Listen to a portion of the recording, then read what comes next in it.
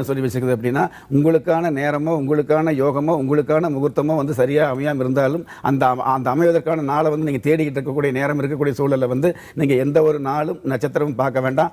அமாவாசையாக இருந்தாலும் சரி, அஷ்டமியா இருந்தாலும் சரி, நீங்கள் வந்து அதிகாலை 4 மணியிலிருந்து 6 மணிக்குள்ள எந்த காரியத்தையும் செய்யலாங்கிற விஷயத்தை சாஸ்திரம் சொல்லி வச்சிருக்கு. அப்போ அது எந்த சாஸ்திரம் வந்து நாள் நட்சத்திரம் பார்க்க சொல்லிச்சோ, அதே சாஸ்திரம் தான் எந்த நாளாக இருந்தாலும் அதிகாலை 4 மணியிலிருந்து 6 மணிக்குள்ள வரக்கூடிய அந்த நாளிகை, அதாவது பிரம்ம முகூர்த்தத்தில் நீங்கள் காரியம் செய்யலாம் அப்படிங்கிறது. இன்னைக்கு அஷ்டமியா இருக்குது, இந்த காரியம் செய்யக்கூடாது அப்படின்னு நிறைய பேர் நினைப்போம் இல்லைங்களா? அதாவது சாதாரண காரியமாக இருந்தால் நாள் பார்க்க மாட்டோம். நம்ம தகுதிக்கு மேலே ஒரு விஷயத்தை வந்து எதிர்பார்த்திருக்கும் போது அந்த விஷயம் நடக்குமா நடக்காதான்னு கவலைப்படும் பொழுது நமக்கு நாமே பயந்துட்டு இருப்போம். அதாவது இது நடக்குமா, நல்ல நாள் பார்த்து செய்யலாம்னு நினச்சிட்டு இருப்போம்.